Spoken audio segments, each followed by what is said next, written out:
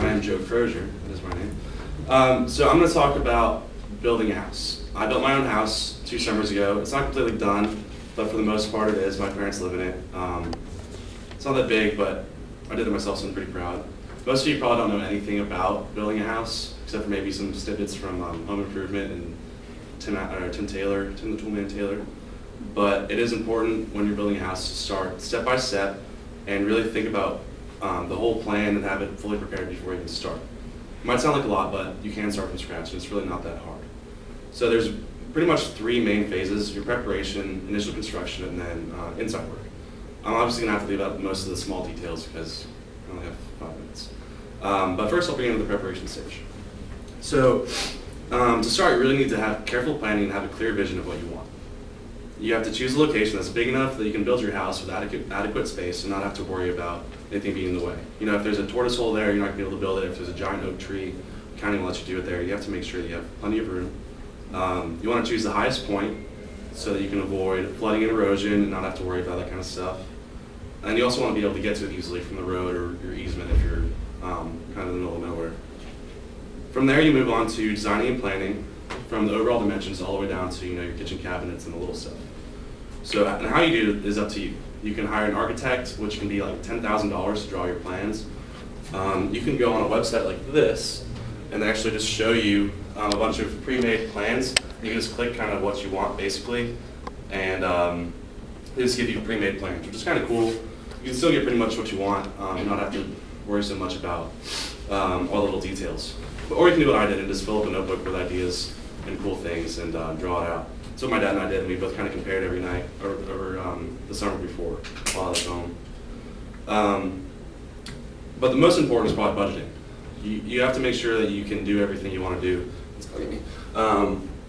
Or else you're going to be stuck high and dry. So a lot of people have to do it step by step as you go.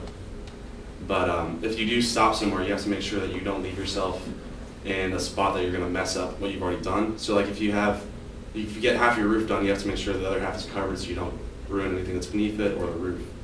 To avoid this, Home Building Answers has their 4-way method, which is determining how much you can or want to spend, establish square foot costs in your area. Everywhere's going to be a little bit different. Complete a preliminary budget sheet and adjust square footage, extras, and upgrades to meet your spending limit. That's just a good idea so you don't get too far and not have a right plan. Once you feel comfortable with that, you can move on to your actual construction. So this is your first real stage, and you want to start with prepping your location.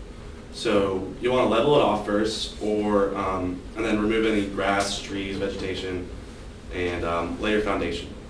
The foundation is usually concrete, but in my case, I decided to just kind of build like a deck. We put a bunch of 4x6s in, and connect them with 2x6s, and it was really complicated, but that way we didn't have to level it, and we could leave the natural slope how it was. So kind of like the ones where it was more of a slope, we left them longer, and the other ones were shorter. And after that, you can move on to the framing, which is kind of like the skeleton. I'm sure all of you have seen things like that. That's just a framed house. Those are 2x4s. It sounds really complicated, but it is important. It's regulated by codes, and your walls are going to hold up the whole roof, so they actually hold a lot of weight. To quote the American Wood Council's code, it sounds really complicated, but I'll explain it a little bit better. They say studs and exterior walls of 1- and 2-story buildings are at least nominal 2x4 inches with a 4-inch dimension forming wall basic thickness. And it kind of goes on from there. It sounds like a lot, but basically you just have to have a stud every 16 inches. It's not that bad. It's just a 2x4. And after that, you have to make sure that you have your walls and windows included. And then you add your trusses. Trusses are what's up the top there. And it's crazy, like when we built ours, we had all 4 of the walls up, but even with that, if you shook it, the other corner would move. But as soon as we finished the trusses, it became a lot more solid and a lot different.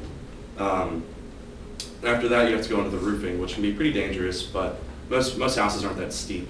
Industrial usually has more steeper ones, and it's not as bad what we did. Then after that, you move on to the siding, which closes in your house. So you can either have it overlap kind of like this, you put it on wide planks, or you can just have it flush with like a tongue and groove kind of system. But either way, you just have to make sure that it's sealed up, so you don't want it to get any water inside or let anything in like pests. After that, you can start working on the inside. The internal work is pretty diverse, but it is something you're going to see every day, so you want to like it. You got to start with the plumbing and electrical, but that requires a lot of planning, skill, experience. Most often, you just hire someone who has a license. If not, you have to be really careful. Make sure you get all the coding. I won't get into much detail for that, but we ended up doing it ourselves, and we haven't had any problems or anything explode, but it was rough.